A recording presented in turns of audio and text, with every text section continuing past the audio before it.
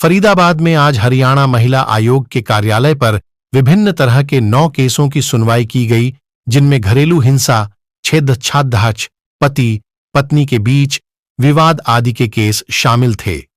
यहां तक कि पति के जिंदा रहते दलालों और नगर निगम की मिली भगत के चलते एक महिला का फर्जी विधवा पेंशन बनवाने का मामला भी सामने आया, जिसमें यह पेंशन बनवाने वाले दलाल ने करीब 1.5 साल तक महिला का शोषण किया। मैम, आज एक बड़ा खुलासा हरियाणा महिला आयोग की मीटिंग के दौरान जब ग्रीवेंसेस सुनी जा रही थी, एक बड़ा मामला सामने आया। फर्जी तरीके से जो है विधवा पेंशन नगर निगम के कुछ कर्मचारियों या जो भी मिली भगत किसी व्यक्ति की वजह से करी जा रही है और महिला के साथ शोषण का भी मामला सामने आया। क्या है पूरा मामला? ऐसा था कि आज हमारे फरीदाबाद के मेरे कार्यालय में 9 केसेस लगे हुए थे, जिनमें डोमेस्टिक वायलेंस, छेड़छाड़ और पति पत्नी का आपस में नाराज़गी, ये सारे थे, जिनमें 2 बड़े पॉजिटिव केस रहे जिनको हमने यहाँ पर फैसला करके विदा कर दिया। उसके अतिरिक्त हमारे पास एक केस आया था 2 नंबर की एक लड़की का, जिसने हमारे को कुछ दिन पूर्व ये शिकायत की थी कि उसको ब्लैकमेल किया जा रहा है और उसके साथ विडो पेंशन के नाम पर एक चीटिंग हुई। जब हमने उस केस को पूछा तो हमें ये पता लगा कि इस लड़की ने बेटी की जो पेंशन बनती है उसके नाम पर इसकी विडो पेंशन बनाई गई। हैरानी का विषय ये नहीं है कि बेटी की पेंशन बनी या विडो पेंशन बनी या बुढ़ापा पेंशन बनी। विषय ये है कि बेटियों की पेंशन के नाम पर किसी ने इनको विडो पेंशन बना दी।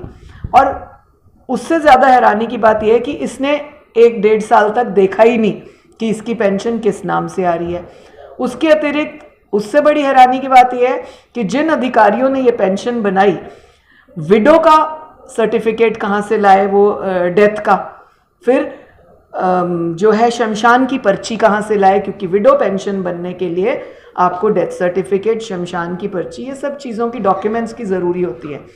तो ये एक ऐसा गबन है जो नगर निगम के कुछ अधिकारी और कुछ ये डीलर टाइप के जो लाइजनिंग कर रहे हैं, इनका खुलासा सामने आया जब हमें उस लड़की ने कहा कि जिसने उसकी पेंशन बनाई है वो 1.5-2 साल से उसका फिजिकल मिसयूज़ कर रहा है। और अब वो मैं नाम अभी नहीं निकालना चाहूँगी कि जो लड़का उसका 2-2.5 साल से फिजिकल मिसयूज़ कर रहा है पेंशन के नाम पर, अब वो उसकी बेटी के ऊपर गलत नज़र रख के उसको फिजिकल मिसयूज़ करना चाहता है, जिसके लिए इस महिला ने विरोध किया और इनकी आपस में अनबन हुई। अनबन की वजह से उस व्यक्ति ने शिकायत कर दी कि ये लड़की विडो पेंशन ले रही है जबकि इसका पति जिंदा है और बेटी की पेंशन के नाम पर। यहाँ से एक खुलासा उठता है। बात ये है, पेंशन नहीं इतना महत्व यहाँ रख रही, जबकि ये भी एक अपराध है। जिन अधिकारियों ने किया वो भी इसमें पूरी तरह से अपराधी हैं, लिप्त हैं।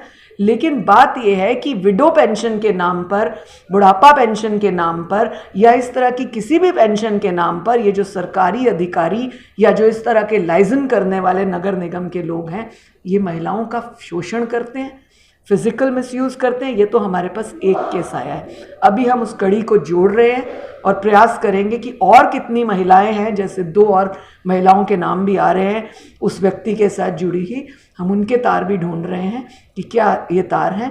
मैं आपके माध्यम से इस केस को आगे बढ़ाते हुए पूरे हरियाणा की बेटियों को कहना चाहूँगी कि जिसको भी महिलाओं को पेंशन बनानी है, कृपया करके आगाह रहे कि इस तरह के लोग आपको फिजिकल मिसयूज़ ना करें।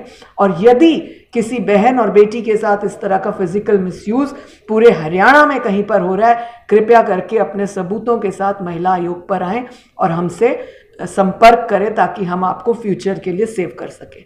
जैसे बात आ रही है नगर निगम के जो भी लाइजनिंग करने वाले हैं, जो जिन्होंने शोषण किया, क्या अभी ये वेरीफाई हो पाया कि वो नगर निगम के ही कर्मचारी हैं या फिर वो लाइजनिंग करने वाले ही हैं? 1-2 का नाम जिनका सामने आया वो नगर निगम के हैं पेंशन डिपार्टमेंट में।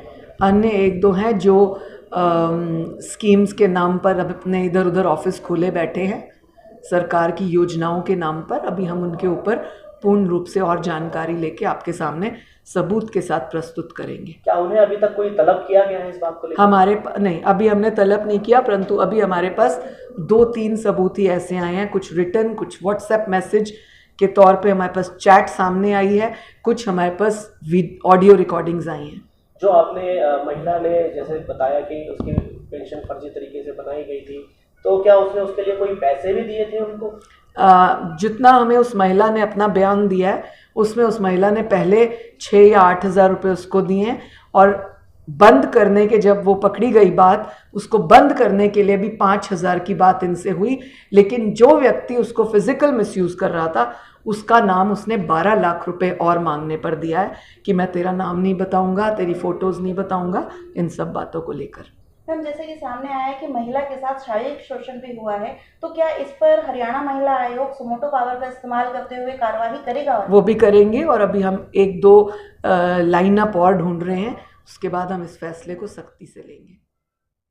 कई घंटों तक चली इस सुनवाई में महिला आयोग की चेयरपर्सन रेणु भाटिया ने काउंसलिंग करते हुए 2 ऐसे पति पत्नी के जोड़ों को फिर से बसाने का काम किया जिनमें पिछले लंबे समय से मनमुटाव और झगड़े चल रहे थे।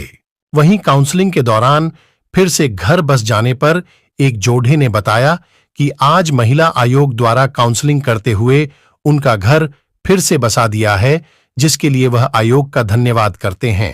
क्या नाम है आपका? अंकुर गोयल नाम है। अंकुर, आपका जो केस आज हरियाणा महिला आयोग में आया था, तो आज आप इससे जो राजीनामा हुआ है आपका जो, इससे खुश है? हाँ जी, बिल्कुल जी। क्या क्या मैटर था आपका? मैटर कुछ नहीं था जी, छोटा सा मैटर था कि टाइम टेबल का इशू था, कुछ फैमिली मैटर मम्मी पापा का था, वो एक सॉर्ट आउट हो गया आज कि भाई कोई इशू नहीं रहेगा, अपने खाना अपना अलग अलग रहना सब ये हो चुका, सॉर्ट आउट हो चुका है। इस तरह से रेणु भाटिया मैडम ने बात करी आपसे जी, तो आपको बात समझ में आई जो अब चीज़ आपको? बिल्कुल जी, बिल्कुल। कुछ गलतियाँ मेरी निकली, मैं एग्री करता हूँ, टाइम टेबल का इशू मेरा था, उसके लिए मैं एग्री करता हूँ।